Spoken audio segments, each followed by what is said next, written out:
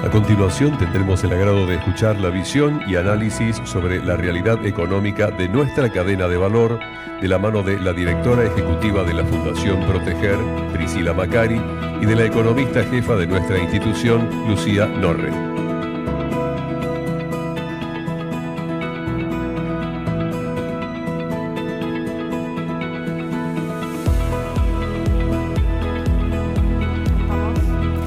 Bueno, buenas tardes, ¿cómo están? Es un gusto estar acá nuevamente en la Protextil, compartiendo con todos ustedes, con toda nuestra cadena de valor, con funcionarios, universidades, la comunidad, sindicatos, periodistas también, economistas, así que muchas gracias. Vamos a empezar hablando de desarrollo. Pensar en discutir en este momento tan complejo para la industria puede parecer algo lejano, nos puede parecer que estamos hablando del sexo de los ángeles, pero construir consensos sobre el rumbo del país es clave para que salgamos de este loop en el que estamos, en el que se repite la película una y otra vez. En unos minutos vamos a repasar la coyuntura económica, haciendo foco en nuestra cadena de valor, como les decía, pero arrancar con algunas reflexiones vinculadas sobre cuál es el rumbo y cómo llegamos. Es fundamental para no volver a repetir historias con grandes impactos productivos y sociales y que son muy difíciles de revertir. Ponemos la presentación. Ahí está. Bien. El desarrollo es un concepto ampliamente mencionado. Algunos los definen, otros hablan acerca de los países a los cuales Argentina tiene que parecerse. Pero, ¿qué significa realmente el desarrollo? ¿Todos entendemos lo mismo cuando hablamos de desarrollo? A veces pareciera que no.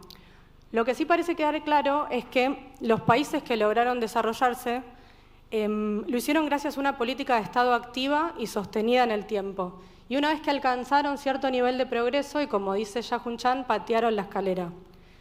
Teóricos del desarrollo coinciden en que no solo es crecimiento económico, sino que también el desarrollo implica instituciones fuertes, una infraestructura moderna, altos niveles de bienestar social. Pero además quiero enfatizar esto, implica una estructura productiva compleja, implica una sociedad capaz de producir, de mejorar procesos y de innovar. En esta línea es que Giovanni Dossi dijo, el progreso tecnológico no es un proceso exógeno, sino que depende de las capacidades tecnológicas acumuladas, las instituciones y las políticas que dirigen el cambio. Entonces, el progreso tecnológico no se puede importar. Las capacidades tecnológicas no se pueden importar, el desarrollo no se puede importar, se construye. Pero ¿por qué es tan importante desarrollar un país? El desarrollo mejora la calidad de vida, garantiza acceso a la salud, a la educación, a la vivienda, fomenta la igualdad de oportunidades y reduce la pobreza y la desigualdad. En el siguiente gráfico vamos a ver dos variables, el Producto Industrial Per Cápita y el Índice de Desarrollo Inclusivo.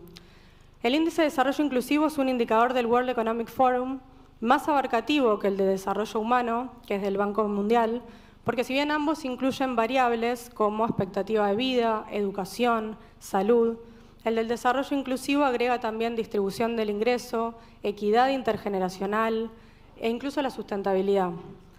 Y este gráfico nos permite ponerle números y objetividad a conclusiones que venimos sosteniendo hace tiempo. Y una bastante obvia para los que entendemos a la industria como motor del desarrollo, pero que siempre es bueno tenerla presente, sobre todo cuando se escuchan algunos prejuicios en discusiones públicas que buscan justificar el desmantelamiento de la política industrial, que es cuanto más alto es el Producto Industrial Per Cápita, mejores son los indicadores de desarrollo inclusivo. En el eje vertical tenemos el desarrollo inclusivo, cuanto más alto el punto, mejor el indicador, y en el eje horizontal el Producto Industrial Per Cápita. Y resaltamos algunos países para ilustrar, Alemania, Corea del Sur, a Noruega directamente no lo pusimos porque se va del gráfico al ser tan alto, Argentina, todavía con un aparato industrial pujante, aunque no completamente desarrollado, y buenos indicadores sociales, sobre todo por acceso a la salud y educación, Nigeria, en el otro extremo, y algunos países como Bélgica, con alto desarrollo inclusivo, pero Producto Industrial Per Cápita menor, lo que nos lleva al siguiente gráfico. Y acá otro punto que toma relevancia cuando se discute si Argentina tiene que tener un modelo más parecido al chileno, en donde predominan actividades primarias extractivas y de servicios, que es que los países con más de 40 millones de habitantes que tienen altos niveles de desarrollo humano son todos países industriales. Fíjense el cuadrante superior derecho, Alemania, Estados Unidos, Japón, Corea del Sur, todos con más de 40 millones de habitantes, altos niveles de bienestar social y todos industriales, con gran peso de servicios, pero también fuertemente vinculados los servicios a la industria manufacturera. En el cuadrante inferior izquierdo vemos lo opuesto. Países como Nigeria, con más de 40 millones y bajo desarrollo industrial, no alcanzan buenos niveles de desarrollo humano. Ahora, ¿qué tienen en común los países con alto desarrollo humano y bajo peso industrial? Todos tienen menos de 40 millones de habitantes. Bélgica, por ejemplo, lo vemos en el cuadrante superior izquierdo. Obviamente siempre hay excepciones, sobre todo vinculadas a cuestiones de geopolítica, como Noruega, que lo vamos a ver después, pero con todo, queda en evidencia que todo país desarrollado con más de 40 millones de habitantes es ante todo una potencia industrial. Y vamos a la siguiente, que ilustra un poco también, en la que vamos a ver por qué no alcanza con el agro, la minería y la energía para desarrollarnos y por qué es imprescindible el desarrollo industrial. ¿Por qué necesitamos, sí, de estos sectores, pero necesitamos más y necesitamos también esa oportunidad que nos brindan para desarrollar cadenas de valor y segmentos estratégicos? Veamos algunos números y cuestiones relevantes para Argentina en este sentido. Los datos de periodo de crecimiento reciente muestran que el empleo privado del sector industrial multiplicó por 4 al empleo del sector agropecuario y por 12 al empleo privado generado por la minería y la energía. 1.200.000 empleos registrados tiene la industria manufacturera hoy versus los 95.000 que tienen la minería y la energía juntas. Y no solo eso, sino que además, si estimamos cuánto creció el empleo por cada punto de crecimiento sectorial, vemos que la industria generó 10 veces más puestos de trabajo que el agro y 25 veces más que la energía y la minería. Esto es, la velocidad con que la industria puede generar empleo a la par que crece su actividad es muchísimo mayor. Y mucho más aún en rubros industriales mano de obra intensivo, como es la confección, que por cada máquina genera un puesto de trabajo, clave para pensar en un país con más del 50% de la población en la pobreza. Otro punto fundamental es el impacto federal. La industria está localizada en todo el territorio, siendo motor de crecimiento de muchas ciudades y localidades. Provincias como La Rioja, Catamarca, Corrientes, por nombrar algunas, grandes municipios como San Martín, 3 de Febrero, La Matanza, muchísimos otros. En suma, una Argentina industrial será una Argentina federal y con oportunidades para todos sus habitantes.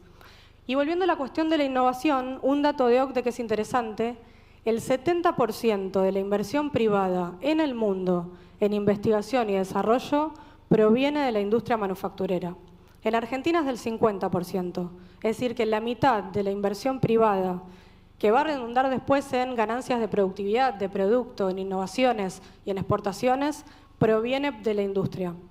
¿Necesitamos del agro, de la minería y la energía? Sí, fundamental, sin dudas, pero no alcanza solo con estos sectores en un país con 40 millones de habitantes.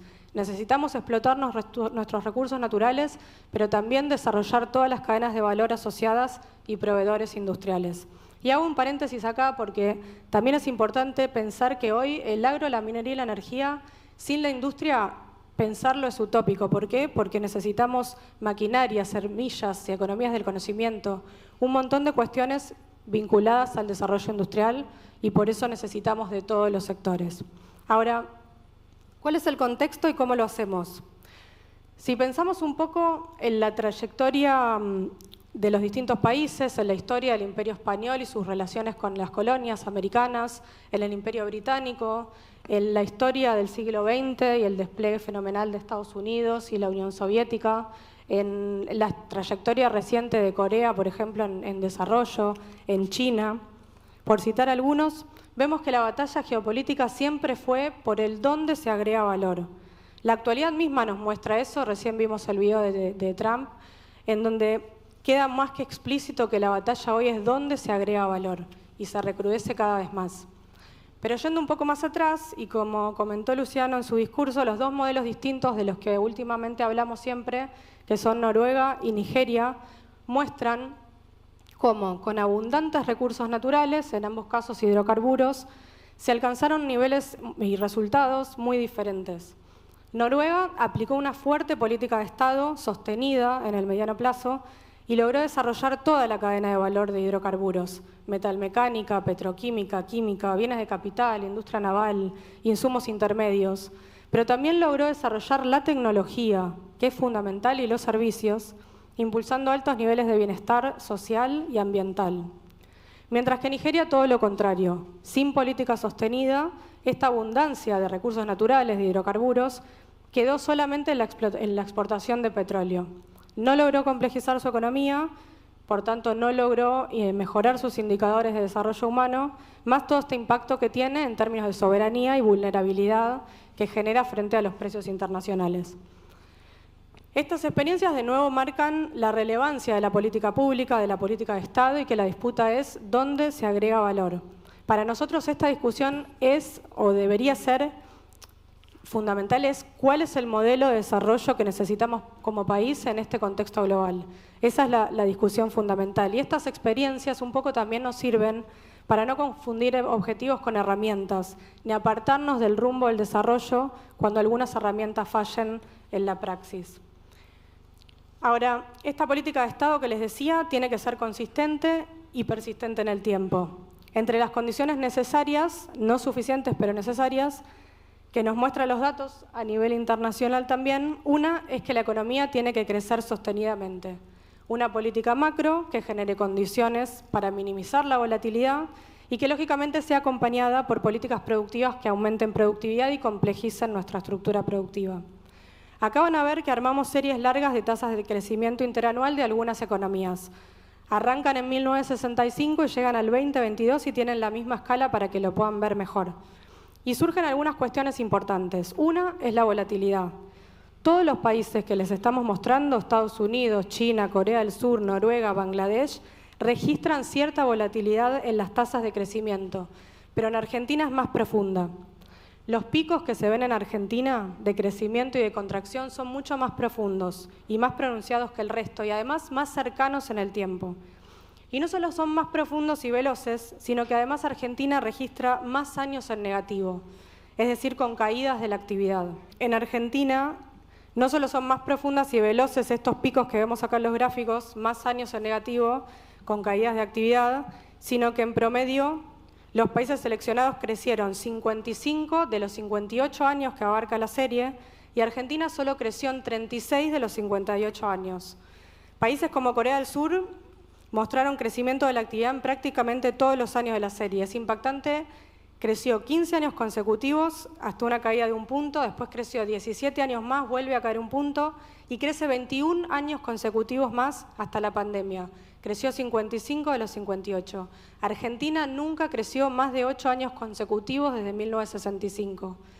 Noruega, que generó un fuerte cambio, como comentamos, desde la década del 60 y más fuertemente desde los 70, mostró tasas positivas también durante todo el periodo. Creció ininterrumpidamente desde 1965 hasta 1988. 23 años y tras una caída continúa 20 años consecutivos más de crecimiento. Argentina nunca creció más de 8 años consecutivos desde 1965. Bangladesh, que vemos ahí también, que arrancó muy abajo en términos de desarrollo económico, crece ininterrumpidamente desde 1976. 1976. Hoy está a mitad de tabla en cuanto a indicadores de desarrollo inclusivo, pero todavía atrás de Argentina.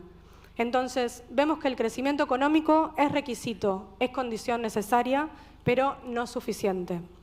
Y reforzando este concepto, en el siguiente gráfico, vemos el ranking de países que tuvieron más años de recesión. Y aunque conocemos nuestra historia, es impactante ver que Argentina fue, junto con Liberia, el país con más años de recesión en los últimos 60 años. Pasamos 4 de cada 10 años en recesión. ¿Quiénes están cerca? Libia, Venezuela, Congo. Nigeria, que mencionamos recién, cayó 3 de cada 4 años. Todos los países europeos crecieron 8 de cada 10 años, y también Brasil y Perú en este periodo. Entonces, sostener el crecimiento es necesario, pero no es suficiente. Acá vemos cuántos años llevó el proceso de industrialización en países desarrollados y que los países que arrancaron la carrera del desarrollo antes tardaron más. velocidad de cambios de paradigma productivos y cuestiones geopolíticas seguramente jugaron fichas, pero los procesos de industrialización nunca tardaron menos de 20 años.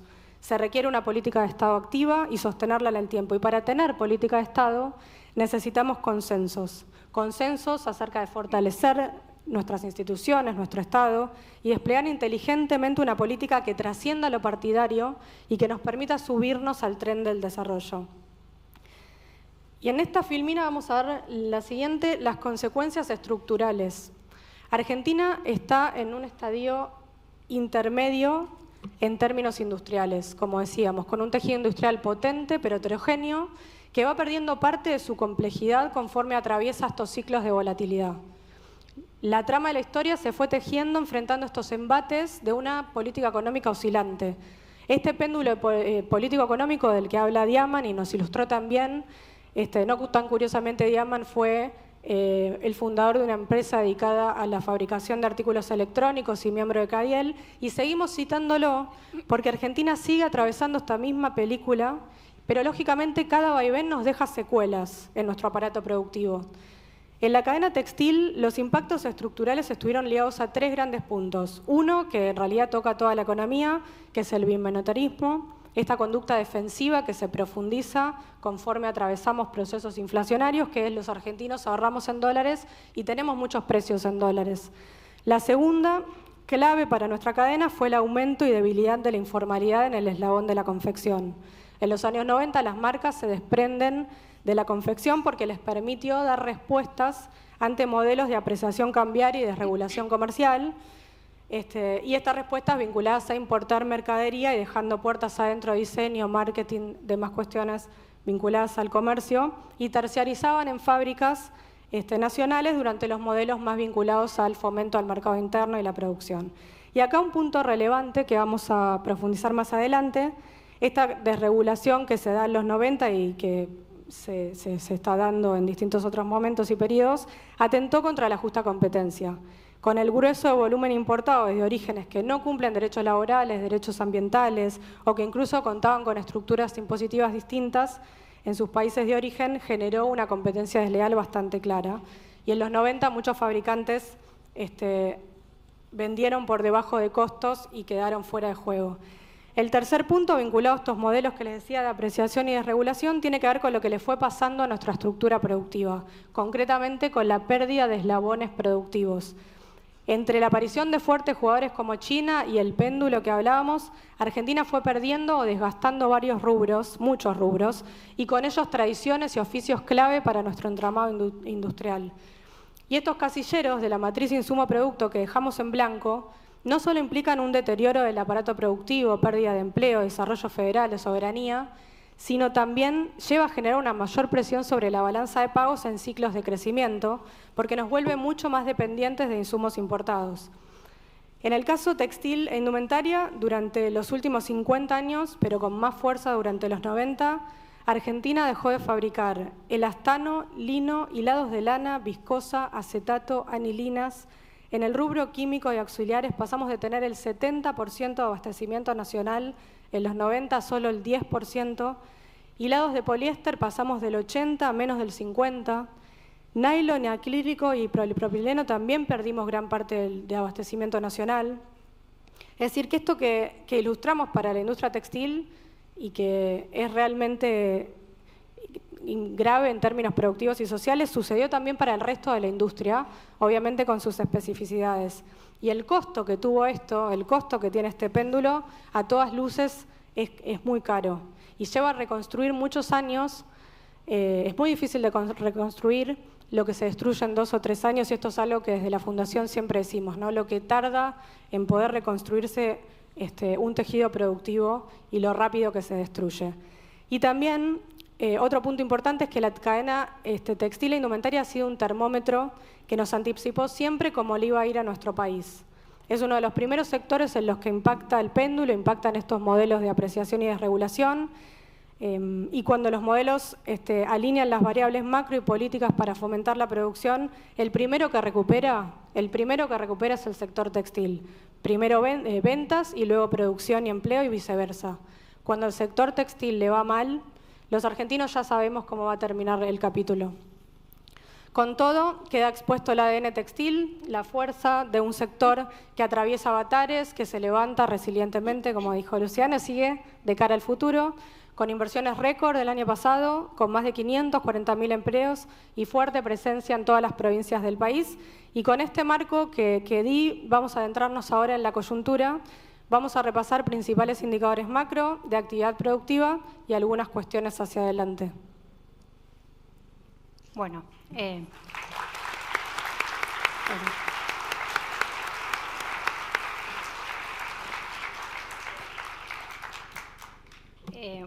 hola a todos, muchas gracias por estar acá. Bueno, yo voy a profundizar, voy a tener que ir cambiando esto. Bueno, yo voy a profundizar en la coyuntura económica y sectorial y en los principales desafíos de producir en Argentina. Bueno, otra vez nos encontramos en esta fase recesiva de este péndulo económico tan conocido por Argentina. Si bien se empieza a hablar de una recuperación, las señales aún son débiles y se dan de forma heterogénea entre los distintos sectores, con un proceso de reprimarización de las actividades productivas y las exportaciones y un retroceso industrial que pone en riesgo no solo las capacidades ganadas, sino que de perdurar en el tiempo podría traer grandes perjuicios para un ya frágil entramado social. Acá tenemos el monitor de actividad económica. Como podemos ver, el estimador mensual de actividad mostró agosto una variación negativa de 3,8% y acumula en el año una caída del 3,5%. Dentro de los sectores de la economía con mejor performance, los primarios registran mayores niveles de actividad respecto al año anterior. Agricultura y pesca creció 42%, pero obviamente estamos con una base de comparación muy baja por la sequía. La producción minera y de combustibles registra un crecimiento del 7% durante el año, impulsado principalmente por petróleo y gas de vaca muerta. La industria, si bien mejoró su performance en los últimos 3 meses respecto a los años previos del año, todavía se encuentra en niveles de actividad por debajo del año 2023. En septiembre tiene un nivel de actividad del 6% interanual, de una caída del 6% interanual y acumula una caída del 13%. Una caída que se está dando de forma generalizada en 14 de las 16 categorías que releva el indicador, salvo alimentos y bebida y refinación de petróleo. Ya para octubre sí es cierto que se observa cierta recuperación en producción y sobre todo patentamientos de vehículos, y esto es explicado principalmente por las mejores condiciones de acceso al crédito, menor tasa de interés y mayores cuotas en un contexto de menor inflación. Esto genera que parte de la sociedad de altos ingresos vea conveniente financiarse para acceder a este tipo de productos. La construcción es uno de los sectores más afectados, situándose en niveles de actividad muy por debajo del año pasado. El índice Construya, que mide la venta de materiales para la construcción, muestra una caída del 28% en octubre y una caída del 29% en lo que va del año. Entonces, la pregunta que nos surge es, ¿cuáles son los drivers que podrían generar un cambio de trayectoria y consolidar un escenario de crecimiento económico para Argentina? Bueno, al momento observamos que no se ve con claridad un sendero de recuperación robusta de la demanda interna. Uno de los componentes, el gasto público, ahí están todos los indicadores, el gasto público cayó fuertemente este año, un 24% en términos reales, con fuerte ajuste en jubilaciones, gasto de capital, que es infraestructura, transferencias a provincias y subsidios. Como correlato, sí se alcanzó el superávit fiscal primario y financiero, a pesar de una menor recaudación, producto de la menor actividad económica, aunque esta menor recaudación fue amortiguada por los ingresos del impuesto país. El consumo interno aún no se recupera, las ventas reales en shopping cayeron 20% en el acumulado y las de supermercados un 4,4%. La pérdida de poder adquisitivo es la principal causante de esto. Sí se observa, como ya comenté, un crecimiento del crédito al sector privado, en los últimos meses sobre todo, que creció 11% en septiembre, pero que todavía acumula una caída del 14% respecto al año anterior.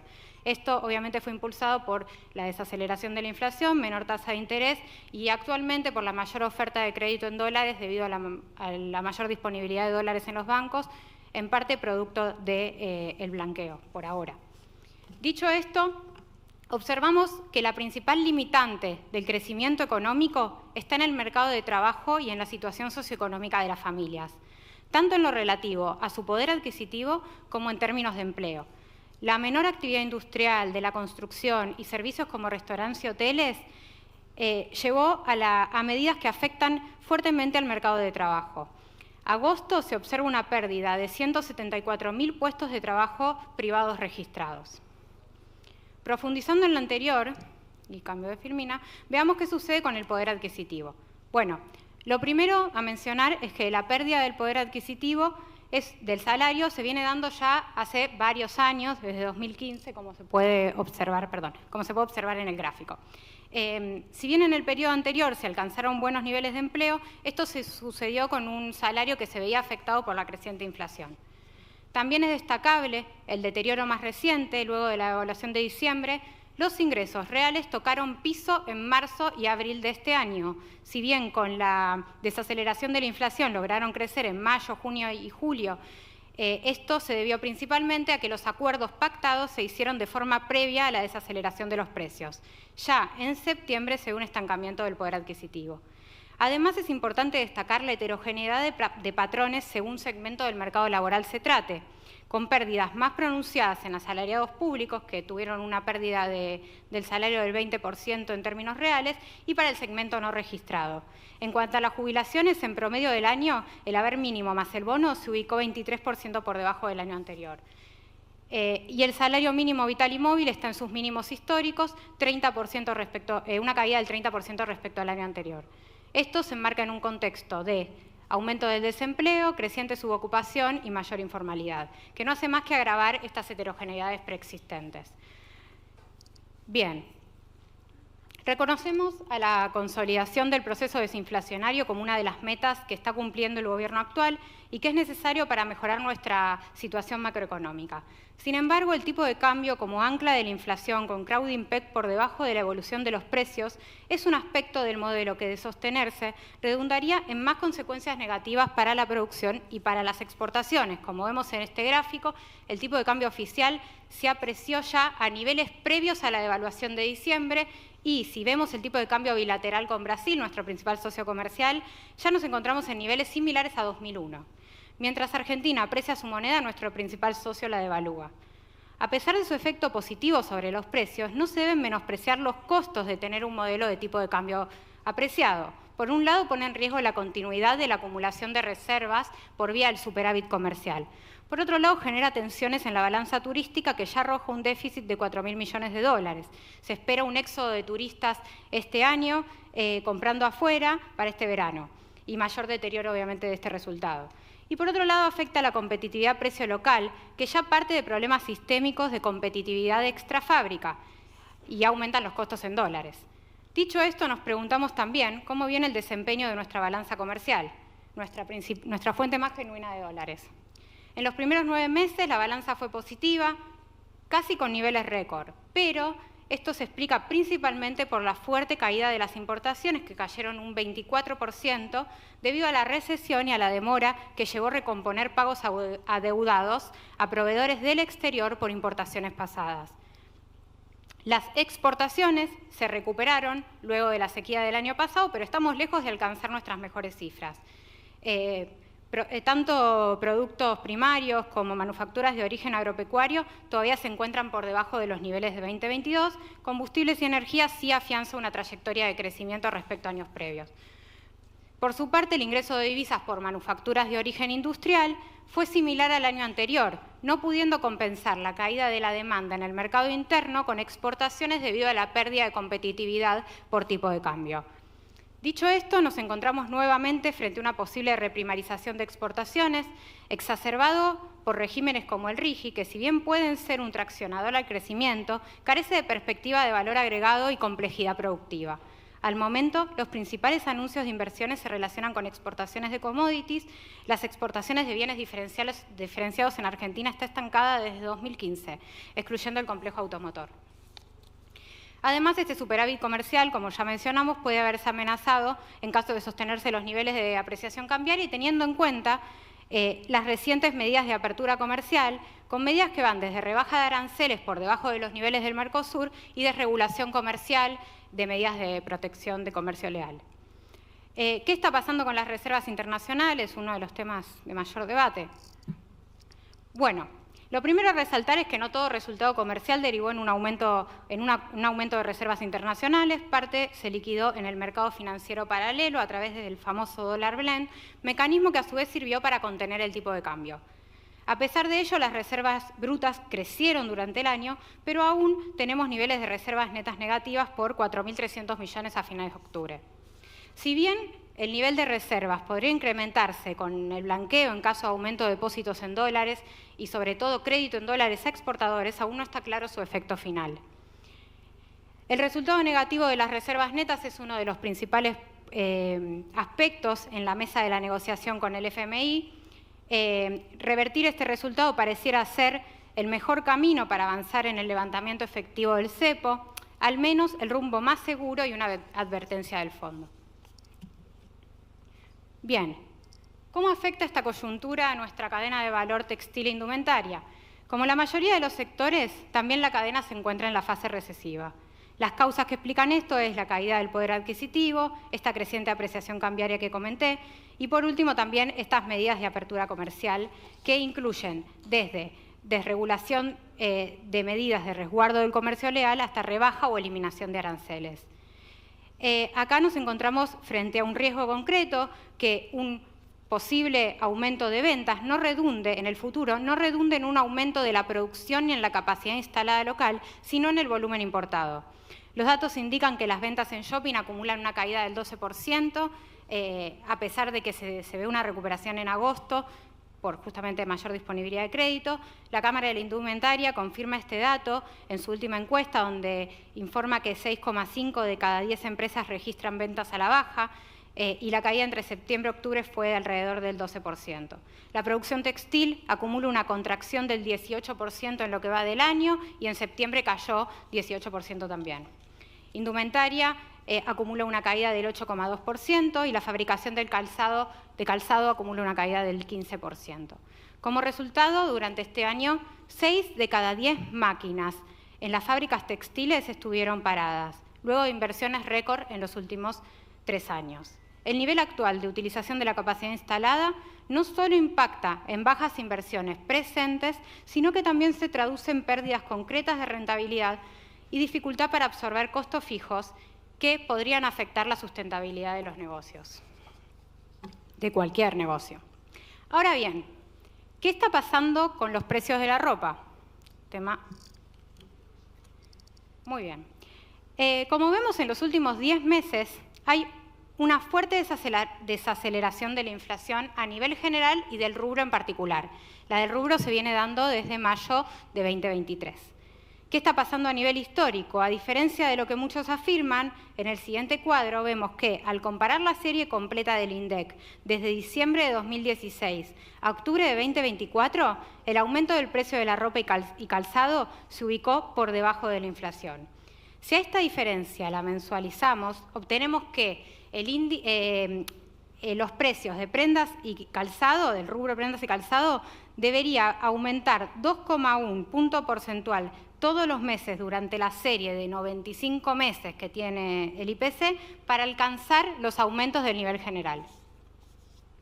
A su vez, podemos observar que los periodos de mayor inflación relativa del rubro coinciden con años donde se subsidia y por ende se pisan los servicios regulados, tales como transporte, energía, agua, entre otros. Y considerar que la mayor parte de las categorías del IPC contienen servicios en su interior, empujando a la baja el promedio general. Vamos a los precios mayoristas. Durante este año, tanto prendas como textiles también fueron uno de los rubros industriales que menos crecieron. Este indicador es más apropiado para evaluar la dinámica de precios de la producción nacional, dado que permite aislar mejor el precio de fábrica, ya que no contempla los costos de los comercios minoristas. A su vez, permite una mejor comparación entre productos porque no tiene servicios en su interior. En este caso, no solo en el histórico, sino que en todas las gestiones de gobierno, de los últimos 3 gobiernos, los precios del rubro se ubicaron por debajo del promedio industrial y del promedio del nivel general. Un comentario respecto a esto: sabemos desde la Fundación Proteger que los precios de la ropa es uno de los temas más controversiales en la actualidad y que afectan a todos los argentinos. Desde la Fundación, hace tiempo tratamos de aportar al debate con información objetiva y análisis técnico, con el fin de no confundir diagnósticos y por ende las causas que explican este fenómeno. Ahora bien, uno de los mitos, el cual abona parte de la sociedad en detrimento del sector textil, es justamente lo que desmiente el siguiente gráfico. Acá podemos ver que no hay causalidad entre importaciones y caída de precios de la ropa.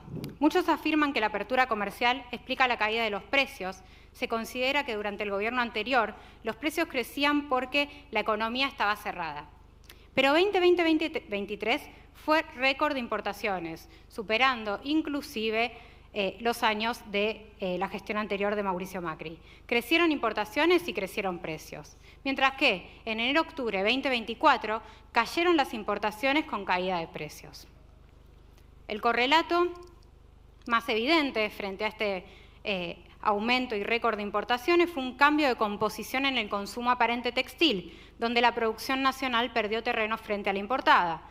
Se estima que el mercado interno de textiles y ropa, consume en sus mejores momentos alrededor de 500.000 toneladas, fibras, hilados, tejidos y confecciones. En el siguiente gráfico podemos ver en azul lo importado y en verde lo nacional. Partiendo en 2015 con un 56% del mercado abastecido por producción nacional, en 2022, con récord de importaciones, la parte nacional tocó el piso del 37%. Estos datos no están contemplando los ingresos de ropa por turista que viajan al exterior. Considerando un piso de 10 kilos por valija, las importaciones podrían incrementarse un 60% en 2024.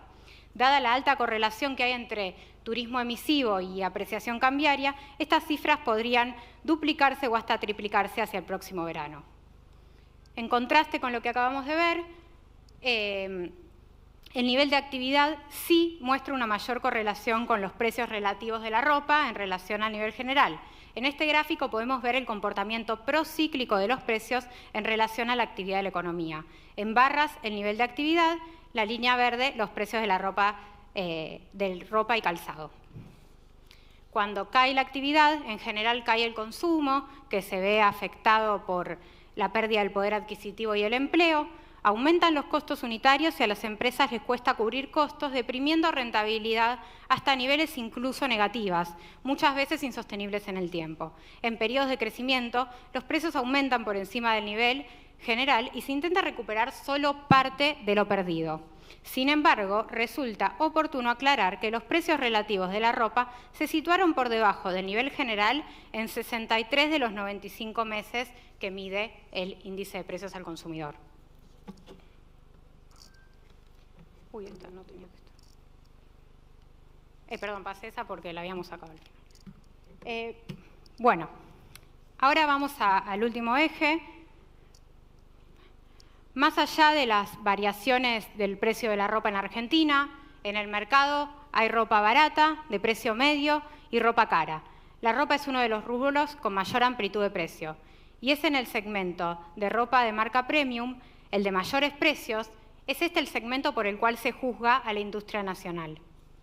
Cuando analizamos cómo se compone el precio en este segmento premium, se evidencia que, como dijo Luciano, el problema no está dentro de la fábrica. Solo el 8% del precio al mostrador de un shopping está explicado por la industria, mientras que el 80% son impuestos, costos de alquiler del shopping y costos financieros asociados a la compra en cuotas, promociones o comisiones. Además, en un shopping, la mayor parte de la ropa es importada. Esto pone en evidencia las verdaderas causas que afectan a la competitividad, donde la carga tributaria cumple un rol central y la comercialización importa y mucho. Esta desventaja competitiva a nivel estructural que arrastra la producción argentina no es algo que decimos solo desde la Fundación Proteger. Prestigiosas instituciones internacionales lo confirman, solo citaré algunos ejemplos. Como se puede ver, Doing Business, que es un indicador del Banco Mundial que mide la facilidad para hacer negocios, ubica a la Argentina en el puesto 170 de 190 países con mayor carga impositiva y en el puesto 126 en el indicador global de facilidad para hacer negocios. Deloitte releva un indicador de competitividad mundial que ubica a la Argentina en los últimos lugares, en el puesto 39 de las 40 economías relevadas. World Economic Forum indica que ocupamos el puesto 83 y 141 de 141 países en términos de competitividad global, con un muy magro desempeño en el mercado financiero, financiamiento a pymes, carga impositiva e inestabilidad macroeconómica. En términos de logística, tal como sugiere el indicador del Banco Mundial, nos encontramos a mitad de tabla de 139 economías, pero aún hay mucho por mejorar en términos de redes ferroviarias, puertos y costo de transporte para aquellos eslabones con mayor presencia federal.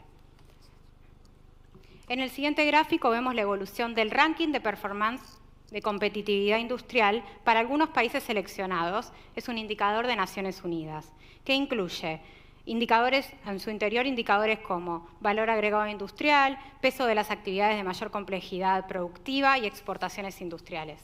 Argentina perdió posición en los últimos 25 años desde el puesto 43 en 1990 al puesto 52 en 2022, llegando a estar en el puesto 38 tan solo 12 años atrás. Mientras que India, China y Corea mejoran notablemente su performance, esto confirma también una tendencia más amplia que se da de deterioro industrial en toda América Latina y una expansión y consolidación industrial en Asia.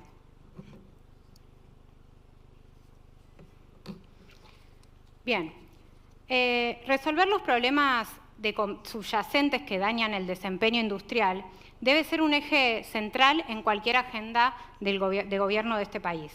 Sin embargo, no es suficiente con esto si esta competencia no se da en un entorno de competencia equitativa, libre de prácticas desleales.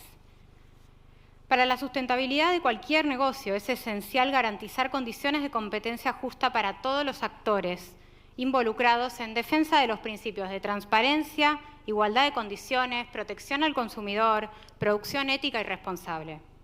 Para esto es necesario fortalecer instituciones.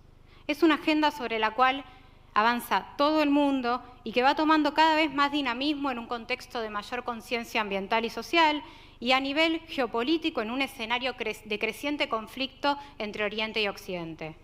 Sin embargo, buena parte del marco normativo vigente en Argentina, que tiene como fin asegurar un comercio más justo, está siendo desmantelado. Hablo específicamente de la eliminación de los valores criterios para evitar la subfacturación, el control en aduana del etiquetado, la eliminación del canal rojo como fiscalización, la falta de la reglamentación de la ley de talles, la no implementación de normas técnicas para el cuidado de la salud de la población. No debemos confundir la mejora de una herramienta con su eliminación.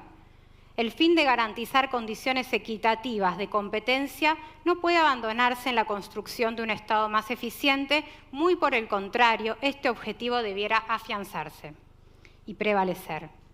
El contrabando, la evasión fiscal, la falta o falsedad de información al consumidor y el incumplimiento normativo debe ser identificado, corregido y sancionado, porque no solo genera distorsiones entre los competidores y una desventaja a quienes sí cumplen con sus obligaciones, sino que también son requisitos necesarios para recuperar la confianza, generar más estabilidad, proteger las libertades civiles y rendir cuentas a la ciudadanía. Con lo dicho, vemos que el modelo económico vigente trae dificultades para generar un proceso de crecimiento en la industria en general y en la industria textil en particular. Y ahora, para cerrar, le doy la palabra a Priscila, que va a comentar un poco por qué debemos desarrollar el textil, por qué el textil. Bueno, sí, para cerrar.